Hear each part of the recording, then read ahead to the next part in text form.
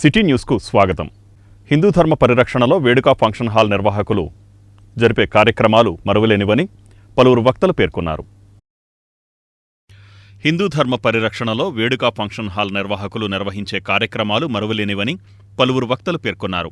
ఈ function hall Vinayaka Chavithi పర్వదినాన్ని పురస్కరించుకొని శ్రీ వినాయక వ్రతకల్పం పుస్తకాలను మున్సిపల్ మాజీ chairman Motamarri Venkatababa Prasad, RTC Machilipatnam depot manager T Peddirajulu ఆవిష్కరించారు.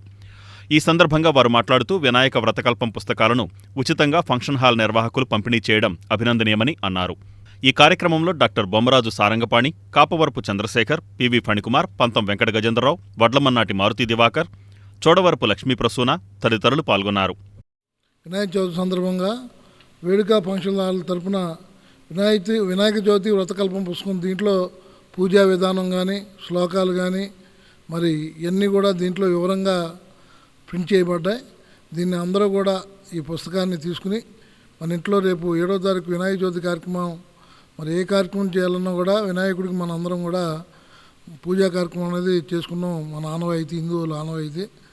ఏ కార్యక్రమానికి కూడా అవిఘ్నాలు జరగకుండా శుభప్రదంగా జరగాలంటే విఘ్నేశ్వరుడు పూజ అవసరం కాబట్టి మరి రేపు ఈ కార్యక్రమంలో మొట్టమొదటి కార్యక్రమం మనం చేసుకునే కార్యక్రమానికి ఈ పుస్తకం చాలా. నవరాత్రుల సందర్భంగా వినాయక చవితి రోజున ప్రజలందరూ కూడా వీలైనంత వరకు అంటే విఘ్నరాజుడు కాబట్టి ఎటువంటి విఘ్నాలు లేకుండా పండుగలన్నింటిలో కూడా ఒక మంచి స్ఫూర్తిని, ఉత్సాహాన్ని నింపే పండుగ ఏదైనా ఉందంటే అది గణేష నవరాత్రులు. అందరిలో కూడా ఒక రకమైనటువంటి సమైక్యత, స్ఫూర్తి, మంచి ఉత్సాహమైనటువంటి వాతావరణం ఇవన్నీ నింపేటువంటి గణేష పూజ చేసుకునే రోజుని అందరూ కూడా చక్కగా చేసుకునే రీతిలో ఈ యొక్క వేడుక ఫంక్షన్ హాల్ వారి తరపున యాజమాన్యం చక్కగా మంచి విశదీకరంగా ప్రథమగా వచ్చేటువంటి మన వినాయక చవితి మరి వ్రత సంకల్పం అనేటువంటి పుస్తకాన్ని మన వేడుక ఫంక్షన్ వారు చక్కటి విధానంతో తయారు చేసి ఇవ్వటం అనేటువంటి శుభపరిణామం. వినాయక చవితి అందరూ ప్రతి ఒక్కరు చేసుకునేటువంటి పండగ. ఈ పండుగలో ఏ విధంగా మనం ప్రారంభించాలి, చక్కటి కుటుంబంతో కలిసి మనం ఏ విధంగా చేసుకోవాలి, ఏ శ్లోకాలతో మనం ప్రారంభించాలనేటువంటి సంపూర్ణమైనటువంటి వ్రతకల్ప పుస్తకాన్ని ఇచ్చినందుకు వారికి హృదయపూర్వక శుభాకాంక్షలు తెలియజేస్తున్నాను. మచిలీపట్నం మండలంలో భారీ వర్షాలకు పంట పొలాలు నీట మునిగి రైతులు భారీగా నష్టపోయారు. భారీ వర్షాలకు మచిలీపట్నం మండలంలో పంట పొలాలు మునిగిపోయి రైతులు భారీగా నష్టపోయారు. మచిలీపట్నం మండలం సీతారాంపురం, సుల్తానగరం, ఎస్ఎన్ గొల్లపాలెం, అరిసేపల్లి, చిన్నాపురం తదితర ప్రాంతాలలో వరి, వేరుశెనగ పొలాలు నీటిలో తేలియాడుతున్నాయి. ఆయా ప్రాంతాలలో కృష్ణా జిల్లా తెలుగు రైతు అధ్యక్షులు గోపు సత్యనారాయణ పర్యటించి పంట పొలాలను పరిశీలించి జరిగిన నష్టాన్ని రైతులను అడిగి తెలుసుకున్నారు. గత ప్రభుత్వం డ్రైనేజీ వ్యవస్థను నిర్వీర్యం చేసిందని, దాని పర్యావసానమే పొలాలు నీట మునగటానికి కారణమన్నారు.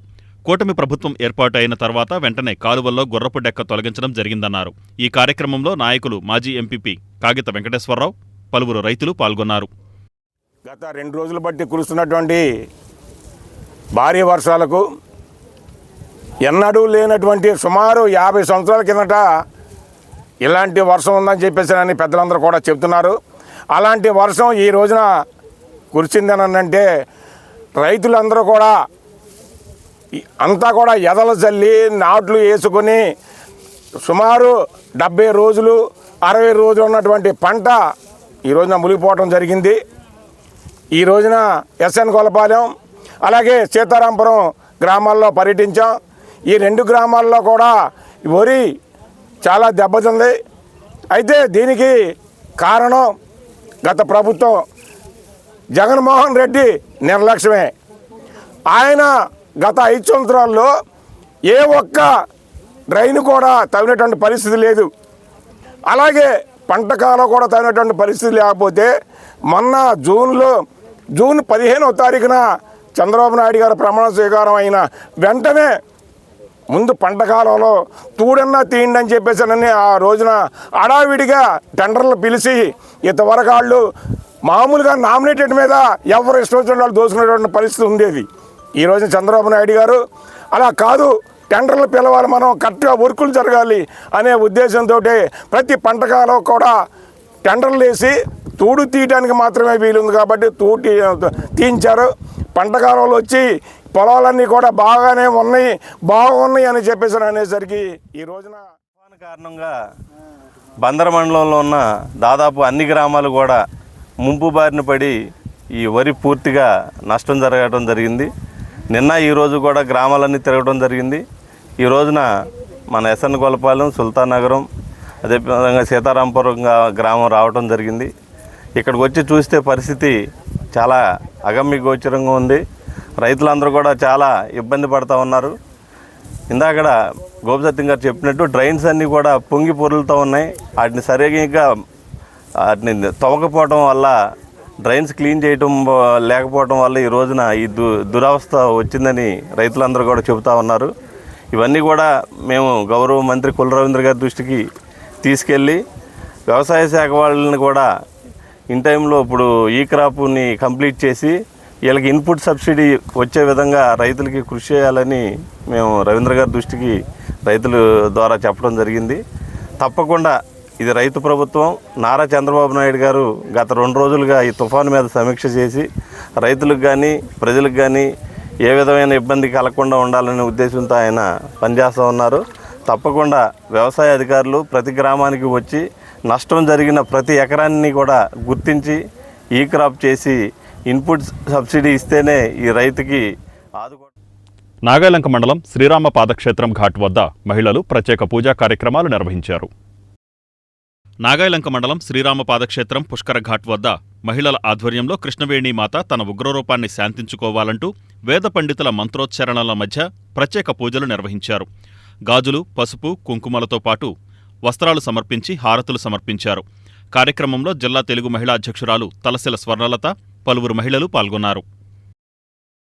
మనం ఈ కృష్ణా జిల్లా కాదా ఆంధ్ర రాష్ట్రంలో మరి ఈ వర్షాలు పడి వరదలు ముంచెత్తడం, మరి కృష్ణానది కరవళ్ళు తొక్కుకుంటూ దాదాపు 11 లక్షల క్యూసెక్కుల నీరు మరి ఈ దిగువ ప్రాంతానికి ప్రకాశం బ్యారేజ్ నుంచి వదలటం, అనేక లంక గ్రామాలు కానివ్వండి, పొలాలు, ఈ వర్షాలకు పొలాలు కానీ ముంపుకు గురి కావటం, మరి అదేవిధంగా మరి ఈ 2-3 రోజుల నుంచి కూడా చాలా పల్లపు ప్రాంతాలన్నీ కూడా మరి మునిగిపోవటం, వర్షాభావానికి మరి విజయవాడలో కూడా మరి సింగనగర్ అవన్నీ ఆ ప్రాంతాలన్నీ కూడా మునిగిపోవడం జరిగింది. ఏది ఏమైనప్పటికీ మా దిగువ ప్రాంతం అప్పటికీ కూడా కట్టలన్నీ కూడా ఎక్కడైతే అక్కడ అందరూ కూడా పటిష్టం చేసుకున్నారు. ప్రమాదం నుంచి తప్పిందనే చెప్పుకోవచ్చు. మరి ఆ కృష్ణమ్మ తల్లి మరి ఇకనైనా ఆ ఉగ్ర రూపాన్ని శాంతించమని మరి ఇక్కడ మహిళలందరం కూడా మరి పసుపు కుంకాలు, చీర సారెలతో అమ్మవారిని వేడుకోవడం జరుగుతుంది. ఇక్కడ నాగాలంక జిల్లాలో వర్షం రాకపోయినప్పటికీ వరద నీరు తగ్గుముఖం పట్టే వరకు అధికారులందరూ అప్రమత్తంగా ఉండాలని జిల్లా కలెక్టర్ డీకే బాలాజీ ఆదేశించారు. జిల్లాలో వర్షం రాకపోయినప్పటికీ వరద నీరు తగ్గుముఖం పట్టేంత వరకు అధికారులందరూ అప్రమత్తంగా ఉండాలని జిల్లా కలెక్టర్ డీకే బాలాజీ అధికారులను ఆదేశించారు. నగరంలోని కలెక్టరేట్ మినీ కాన్ఫరెన్స్ హాల్లో జిల్లా కలెక్టర్ జిల్లా అధికారులతో వరద నీటి ప్రభావంపై సమావేశం నిర్వహించారు. ఈ సందర్భంగా జిల్లా కలెక్టర్ మాట్లాడుతూ జిల్లాలో ఇప్పటివరకు ఎలాంటి అవాంఛనీయ సంఘటనలు జరగలేదన్నారు. ప్రస్తుతం ప్రకాశం బ్యారేజీ నుండి 11.43 లక్షల క్యూసెక్కుల నీరు కృష్ణానది దిగువకు వదలడం జరిగిందన్నారు. పైనుండి ప్రకాశం బ్యారేజీకి వరద నీరు చేరుకోవడం తగ్గిందన్నారు. అయితే అవుట్ఫ్లో కృష్ణా డెల్టాకు వరద నీరు మాత్రం 11.43 లక్షలు కొనసాగుతూ ఏమాత్రం గత 2-3 గంటలుగా పెద్దగా పెరగడం లేదన్నారు. అయినప్పటికీ దిగువ ప్రాంతాలకు వరద నీరు తగ్గుముఖం పట్టేంత వరకు అధికారులు ఎవరూ కూడా విశ్రమించకుండా అప్రమత్తంగా ఉండాలన్నారు. ముఖ్యంగా జలవనరుల శాఖ, డ్రైనేజీ శాఖ అధికారులు వాగులు, వంకల వద్ద రాకపోకలు సాగకుండా గట్టిగా నియంత్రణ చర్యలు కొనసాగించాలన్నారు. కాలువలపై నిరంతర నిఘా ఉంచి గండ్లు పడకుండా పర్యవేక్షించాలన్నారు. జిల్లాలోని లోతట్టు ప్రాంతాల్లో ప్రజలను సురక్షిత ప్రాంతాలకు తరలించేందుకు అవసరమైన చోట పడవలు పంపేందుకు సిద్ధంగా ఉన్నామన్నారు. కొన్ని చోట్ల పడవలను వినియోగించి లోతట్టు ప్రాంత ప్రజలను రక్షించడం జరిగిందన్నారు. ఈ సమావేశంలో joint collector Geethanjali Sharma, incharge DRO G Sridevi, ZP CEO Anand Kumar, RWS EE Sivaprasad, DEO Tahera Sultana, DSO Parvathi, DM and HO doctor Geetabai, DCHS doctor Shravan Kumar తదితర జిల్లా అధికారులు పాల్గొన్నారు. నాగాలంక మండలంలో కృష్ణానది వరద ప్రభావిత ప్రాంతాలను ప్రముఖ పారిశ్రామికవేత్త వికృతి శ్రీనివాసరావు పర్యటించారు. నాగాలంక మండలం కృష్ణానది వరద ప్రభావిత ప్రాంతాలను ప్రముఖ పారిశ్రామికవేత్త వికృతి శ్రీనివాసరావు పర్యటించారు. బాధితులకు అందుతున్న సహాయ సహకారాల గురించి అడిగి తెలుసుకున్నారు. గత పాలకుల నిర్లక్ష్యం వల్లే కరకట్టలు బలహీనపడ్డాయని, రాబోయే రోజుల్లో ముఖ్యమంత్రి చంద్రబాబు నాయుడు, ఉప ముఖ్యమంత్రి పవన్ కళ్యాణ్ ఆధ్వర్యంలో పటిష్టతకు చర్యలు తీసుకుంటారన్నారు. వరదల వల్ల ప్రజలు చాలా నష్టపోయారని, ప్రభుత్వం అందరినీ ఆదుకోవాలని, అలాగే దాతలు ముందుకు వచ్చి వారికి సహాయ సహకారాలు అందించాలని కోరారు. వరదల్లో అధికారుల సేవలు మరువరానివని ఆయన అన్నారు. సంవత్సరాల నుంచి ఎప్పుడు రాని విపత్తి ఈ సంవత్సరం రావడం జరిగింది. దీంట్లో భాగంగా ఎన్నో గ్రామాలు నీటి మునిగిలో ఉన్నాయి. ఎంతోమంది చాలామంది ఇబ్బంది పడుతున్నారు. ఇక్కడ రాజకీయ నాయకుల కన్నా అధికారులు చాలా ఎంతో సిన్సియర్గా పనిచేస్తున్నారు. దాన్ని మనం చాలా అభినందించాల్సిన విషయం. అదేవిధంగా మన రాష్ట్ర ముఖ్యమంత్రి గారు రాత్రి నిద్ర లేకుండా ప్రతి విలేజ్లోనూ ప్రతి విజయవాడలో ఉన్న ప్రతి ఎక్కడెక్కడ మెయిన్ ప్రాబ్లంలు అన్ని ప్రాబ్లంలు చూడటం, సార్ట్అవుట్ చేయటం, ఆయన పడే కష్టాలను చూసి మనం అందరం గర్వపడాలి. గత లాస్ట్ 4 సంవత్సరాల నుంచి ఇక్కడ డ్రైన్ వ్యవస్థ అనేది సరైనగా లేపటం వల్ల, డ్రైన్ కనీసం మినిమం మెయింటెనెన్స్ కూడా లేపటం వల్ల మనకి ఈ దుస్థితి వచ్చింది. ఇక ముందు మన అనుభవమైన మన చంద్రబాబు నాయుడు గారు ఉన్నారు, అదేవిధంగా పవన్ కళ్యాణ్ గారి సహాయంతో మనం ఆధునికంగా డ్రైన్ నిర్మించుకుందాం.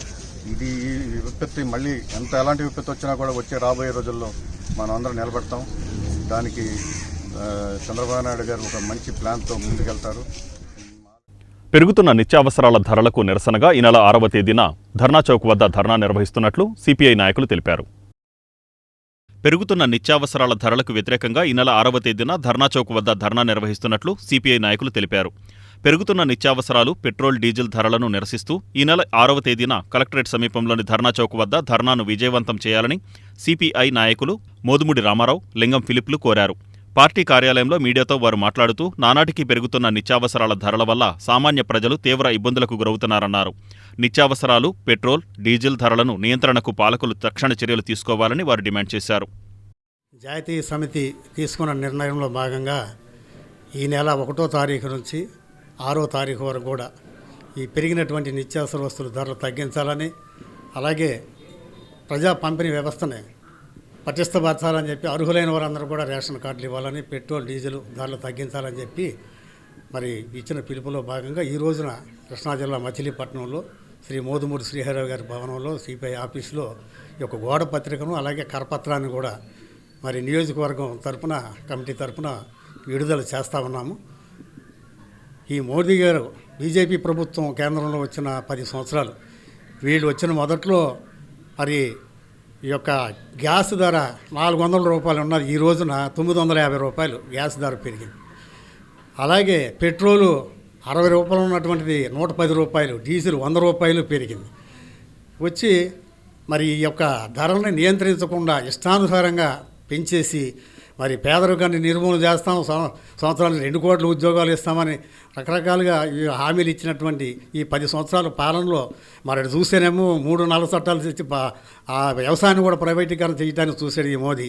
వాళ్ళకి కూడా ఉన్నటువంటి సంపద రెట్టింపు అవుద్దని కూడా చెప్పి కళ్ళబులి దాన్ని వాళ్ళు పోరాడి 13 మాసాలుగా దాన్ని తిప్పికొట్టడం జరిగింది. అదేవిధంగా ప్రజల మరి నిత్యావసర వస్తువులు ధరలు కనీసం నియంత్రించకుండా ఇష్టానుసారంగా ధరలు ఆకాశానికి అంటేటట్టుగా మరి పెంచుకుంటూ పోతా ఉంది. కేంద్ర రాష్ట్ర ప్రభుత్వాలు మాకు నిమ్మకు నీరెట్టినట్టుగా. ప్రజా పంపిణీ వ్యవస్థను పటిష్టపరచాలని, అర్హులైన వారందరికీ రేషన్ కార్డులు ఇవ్వాలని, పెట్రోల్, డీజిల్ ధరలు తగ్గించాలని దేశవ్యాప్తంగా భారత కమ్యూనిస్టు పార్టీ ఆధ్వర్యంలో ఈ నెల 1వ తేదీ నుంచి 6వ తేదీ వరకు గ్రామాన, పేటల్లో ప్రచారం చేసి 6వ తారీఖున కలెక్టర్ కార్యాలయాల ముందు, మండల కార్యాలయాల ముందు నిరసన తెలియజేయాలని చెప్పి దేశవ్యాప్తంగా జాతీయ సమితి పిలిపివ్వటం జరిగింది. అందులో భాగంగానే ఇవాళ ఈ రోజున ఇక్కడ ఈ గోడ పత్రికను విడుదల చేయటం జరిగింది. ప్రధానంగా నిత్యావసర సరుకుల ధరలు విపరీతంగా పెరిగిపోతున్నాయి. పప్పులు, నూనె, బియ్యం మామూలు బియ్యం 60 రూపాయల వరకు ఉన్నది. అట్లాగే నూనె 160, 150 రూపాయల వరకు కూడా ఉన్నది. అట్లాగే ఉల్లిపాయలు, కూరగాయలు వీటన్నిటి ఇవాళ రోజున నిత్యావసర ధరలు చూస్తే ఆకాశాన్ని తాగుతున్నాయి. పేదవాడు ఎప్పుడు పేదవాడు లాగానే మిగిలిపోతున్నాడు. రేట్లు చూస్తేనేమో మరింత పెరిగిపోయినాయి. ఉల్లి ధరలు కానీ, కాయగూరల ధరలు కానీ, పప్పు, ఉప్పు బియ్యం ధరలు కానీ మొత్తం అన్నీ కూడా చాలా విపరీతంగా పెరిగిపోయినాయి. ఇవాళ రోజున పెట్రోల్ ధరలు పెంచేశారు, డీజిల్ ధరలు పెంచేశారు, గ్యాస్ ధరలు పెంచేశారు. ఇవాళ రోజున వలస వెళ్ళిపోయే పరిస్థితి వచ్చింది. ఈ వరద ముప్పులకి, వర్షాలకి అసలు పనులు లేక చాలా ఇబ్బందులు పడుతున్నారు ప్రజలు. ప్రభుత్వం తొందరగా ముందుకు వచ్చి సానుకూలంగా. విజయవాడ వరద బాధితులకు మానవతా స్వచ్ఛంద సంస్థ స్టార్ హెల్పింగ్ హబ్లు 2 లక్షల రూపాయలు విలువ చేసే ఆహార పదార్థాలను వితరణగా అందించారు. విజయవాడ వరద బాధితులకు మానవతా స్వచ్ఛంద సంస్థ స్టార్ హెల్పింగ్ హబ్లు 2 లక్షల రూపాయల ఆహార పదార్థాలు వితరణగా అందించింది. బ్రెడ్లు, పళ్ళు, టెట్రా పాల ప్యాకెట్లు, వాటర్ బాటిల్స్ తదితరమైన 2 లక్షల రూపాయల విలువగల ఆహార పదార్థాలు వరద బాధితులకు పంపిణీ చేసేందుకు విజయవాడకు వాహనాలలో తరలించారు. ఈ వాహనాలను టీడీపీ సీనియర్ నాయకుడు గొర్రెపాటి గోపీచంద్ జెండా ఊపి ప్రారంభించారు. ఈ కార్యక్రమంలో పంతం గజేంద్రరావు, శ్రీరామ్, అయ్యప్పస్వామి, కుక్కల సత్యనారాయణ, పివి ఫణికుమార్, ముదిగొండ శాస్త్రి తదితరులు పాల్గొన్నారు. మన జిల్లా, ఉమ్మడి జిల్లా విజయవాడ గత 50 సంవత్సరాలుగా ఎప్పుడూ చవి చూడనటువంటి పరిస్థితి ఈ రోజున దాపురించింది. దాదాపు 4 లక్షల నుంచి 6 లక్షల మంది ఈ ఉధృతిలో మరి నిరాశ్రయులయ్యారు.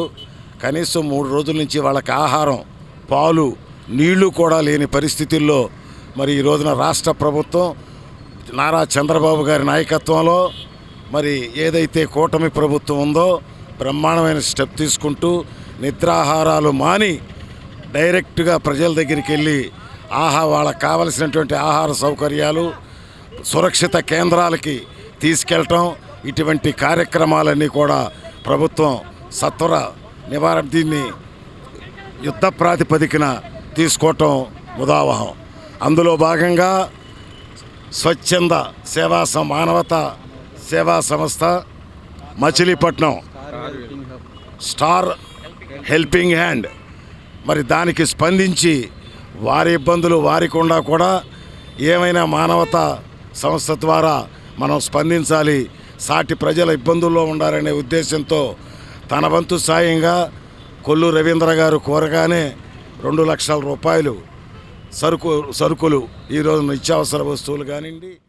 ఈరోజు విజయవాడ గత 3 రోజుల నుంచి వరదల ముంతెచ్చడం వల్ల మొత్తం విజయవాడ ప్రజలందరూ కూడా పాపం కకావికలంలో చాలా ఇబ్బందులు పడుతున్నారు.